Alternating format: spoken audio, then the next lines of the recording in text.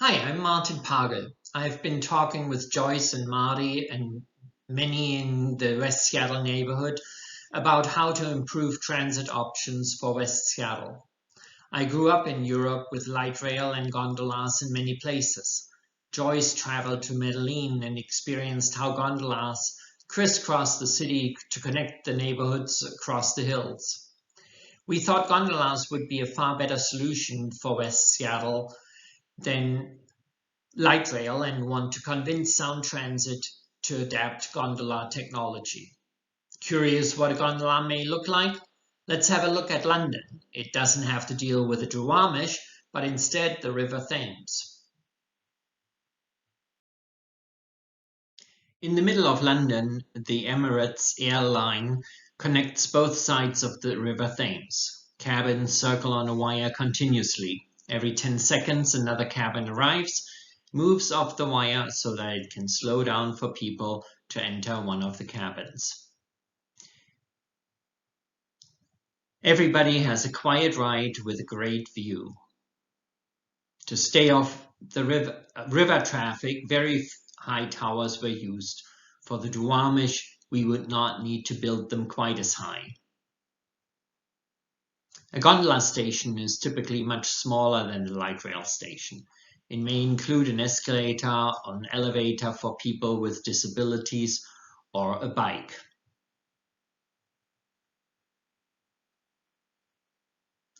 Bikes can be strapped down.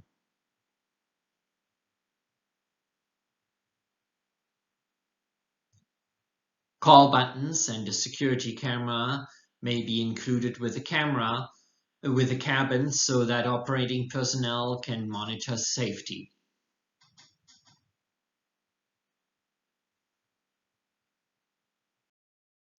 But let's get back to West Seattle. As West Seattle grows and all traffic relies on a few bridges, traffic has become a huge issue. Some of us have started to rely on buses, but those still rely on the same bridges and therefore get stuck too, and the downtown transfer can be challenging. As Mayor Durkin pointed out at the recent West Seattle Bridge Town Hall, we need mobility redundancy. In 2016, voters therefore approved funds to start building a separate public transit infrastructure to connect West Seattle to the regional network Sound Transit is building so that you can get to Everett, Tacoma, and the east side in about half an hour to the UW or Bellevue, 45 minutes to Microsoft, and less than an hour to SeaTac Airport. But should we use light rail or gondola technology? Sound Transit currently plans to use the same light rail technology up to the junction as they have been using for the Everett to Tacoma spine and to the east side. But light rail technology is expensive and complex. Due to the COVID budget shortfall, we may have to wait until 2042 or longer to get all the way downtown. Sound Transit currently envisions a zigzag through Zodo, Delridge, and then up the hill to the junction. But housing density in West Seattle is much higher and the terrain is a lot more complicated than running light rail along the I-5 corridor. Not only do we need to get up the hill, but build a new bridge across the Duwamish River and get around Pigeon Point while staying away from the truck and the train traffic serving the port. This will displace a lot of homes and business along the track. So far, the plan was to build another bridge for Link next to the West Seattle High Bridge. The purple alignments had been proposed by Sound Transit, but lots of residences and existing businesses would need to be torn down before the elevated line could be built. Other alignments and tunneling below the junction have been proposed, but would be even more expensive. Let's look at some of the challenges in more detail.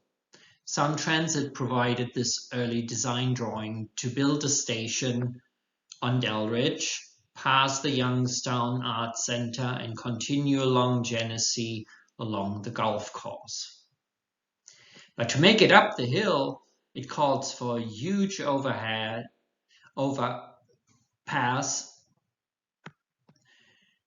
Tom provided the West Seattle blog some idea what this would look like as you go up Genesee.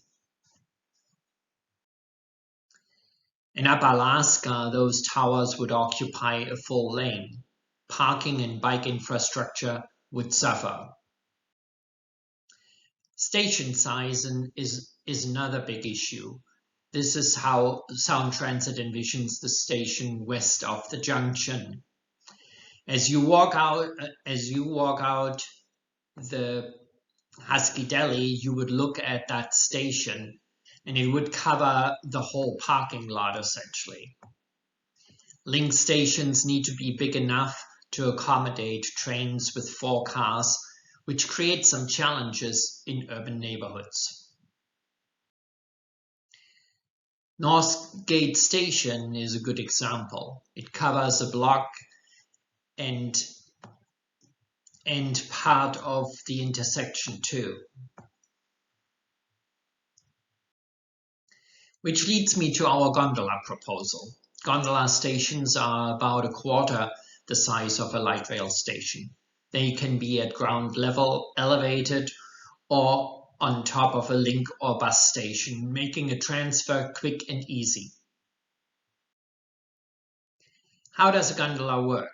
Even though not quite as fast as a train, about 100 cabins constantly circle the route, pulled by wire, each with 10 seats and up to 5 people standing, carrying about 4,500 people per hour with a great view and a smooth, quiet ride. Every 10 seconds a cabin arrives, gets off the main wire so that it can slow down for people to get off and another to get on before it gets on the wire again. No need to wait for the next train. Gondola technology was originally developed for ski areas and scenic rides, but now it is also used for urban transit around the world, as you can see on the map. Some as extensions to rail transit, some exclusively. Their safety record has been excellent.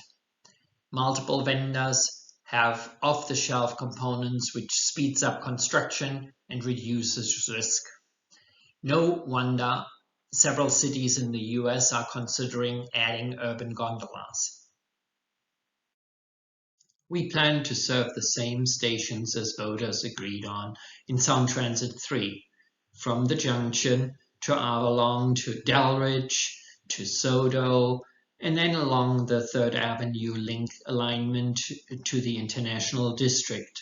But as you can see, more direct, as the gondola can fly high above obstacles rather than having to get around them. The map shows 2 possible alignments. Gondola technology is much better suited for our hilly terrain and waterways. It can zip right above houses, traffic, and other obstacles while requiring few small towers. This means less displacement and property acquisitions, and it speeds up permitting. Going over Pigeon Ridge also minimizes interference with the port and the steel plan and stays out of the way of the West Seattle Bridge maintenance activities.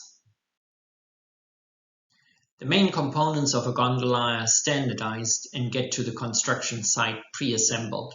That keeps cost to about 1/10 of an elevated line, and it usually is built in less than 2 years. For light rail, you have to clear the whole route before you can build the elevated line. For gondolas, the towers are installed via crane or helicopter, which keeps construction disruption to a minimum. As the cabins are lightweight and powered by a central electric motor, a gondola does not generate any emissions. It is also much more efficient than electric buses or even Link, which also reduces maintenance and therefore operational cost. Let's compare the two technologies side by side.